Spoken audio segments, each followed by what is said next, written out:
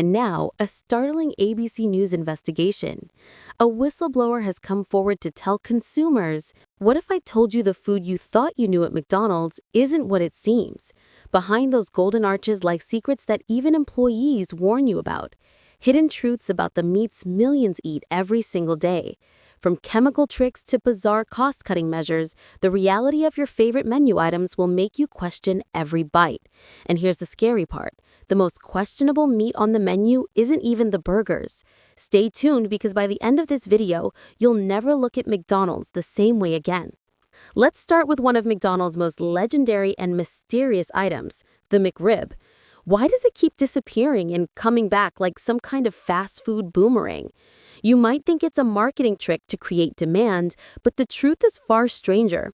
It only returns when pork prices drop low enough. That's right, the McRib isn't about popularity, it's about economics. And what are you really eating? Not ribs at all. It's ground pork shoulder and trimmings pressed together into the shape of ribs. Imagine ordering a car and getting a cardboard cutout with wheels. That's what the McRib is to real ribs. The illusion is held together with something known as meat glue. Yes, it's exactly as unappetizing as it sounds.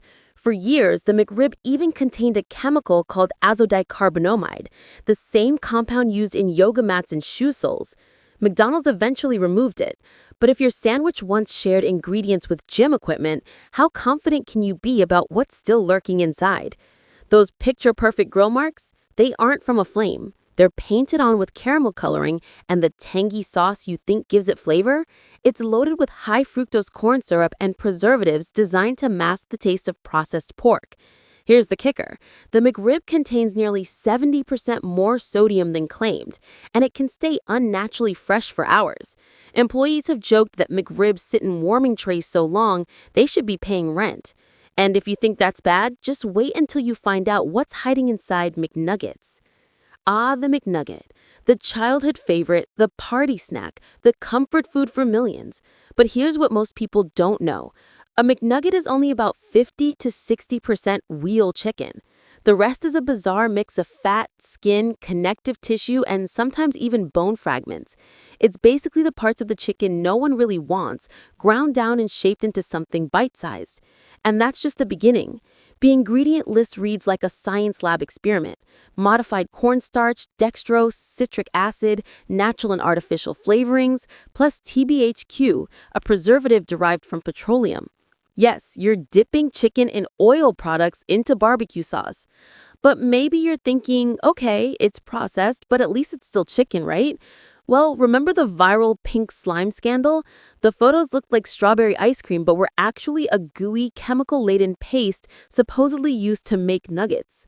McDonald's publicly denied it, but former employees whisper a different story. They say that inside the vats, you'll find parts of the bird most people would never dream of eating. Blood vessels, cartilage, fat, and skin, all ground down and mixed into the slurry that becomes a nugget. And here's a stomach turner. Nuggets are often refried multiple times. When they sit too long in the warming tray, employees are told to toss them back into the fryer to crisp them up again.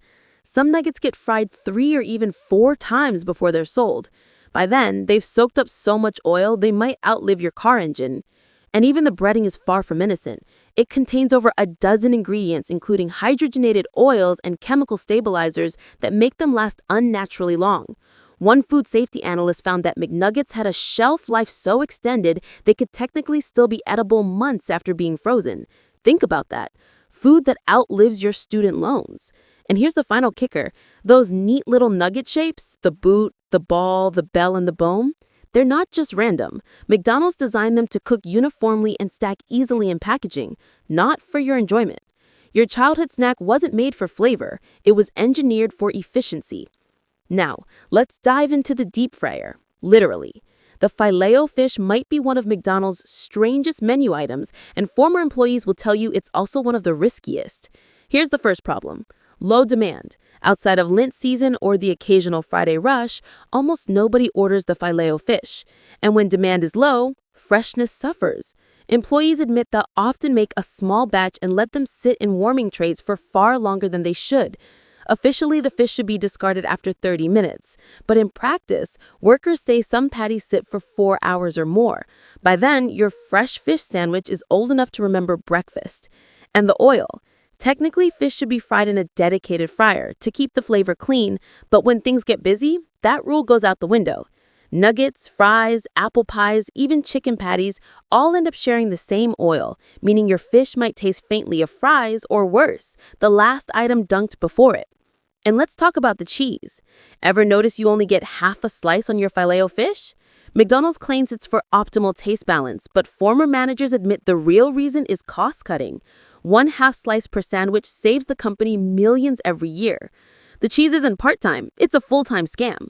But the cheese itself causes another problem. When the patty sits too long, the half slice melts, then resolidifies into a rubbery sheet. To cover this up, workers are trained to slather on extra tartar sauce. The standard recipe calls for 1 tablespoon. Stale sandwiches might get 2 or 3. By the time you're biting in, you're eating mayonnaise with a side of mystery fish. And here's a dirty secret from McDonald's training manuals. The Filet-O-Fish is rated low priority for oil changes. In other words, fresh oil goes to the fries and nuggets, while the fish gets whatever's left. Employees joke that if the fryer oil could talk, it would scream for retirement. But here's the biggest twist. The Filet-O-Fish was originally created in the 1960s to appeal to Catholic customers who avoided meat on Fridays. It became a cult item in some markets, but today it's one of the least ordered sandwiches on the menu. Which raises the question, if it's not popular, not fresh, and not even truly fishy, why is it still there? The answer is simple. It's cheap to produce and nostalgia keeps it alive. If the Filet-O-Fish freaks you out, don't click away yet, because what McDonald's calls healthy grilled chicken might be the most misleading item of all. For years, McDonald's has marketed their grilled chicken as the better choice for people trying to eat healthy, but the truth is one of the most misleading items on the entire menu. Let's start with what it's made of. A grilled chicken patty isn't just chicken breast. In fact, less than 70% of it is actual chicken meat. The rest is a cocktail of additives, modified cornstarch, soy protein, salt, wheat starch, and so-called natural flavorings. Basically, it's chicken bulked up with fillers to stretch every dollar. And those grill marks you see, they don't come from flames. They're painted on with caramel coloring and dyes to make the chicken look like it just came off the grill. It's chicken in costume, wearing makeup for your Instagram photo. Now let's talk sodium. A single McDonald's grilled chicken sandwich contains almost 3 times more sodium than a chicken breast you'd cook at home. In fact, one sandwich can take up nearly 40% of your daily salt intake. That's before you even add fries. The high sodium isn't accidental. It's part of the preservation process that keeps patties edible for long periods. And here's where it gets concerning. The chicken is treated with sodium phosphates and chemical preservatives that allow it to survive multiple reheats without drying out. In other words, McDonald's grilled chicken is designed not for freshness, but for endurance. Lab studies have shown that patties can hold their moist texture for up to 6 months if stored properly. That's not food. It's a science experiment. Employees back this up.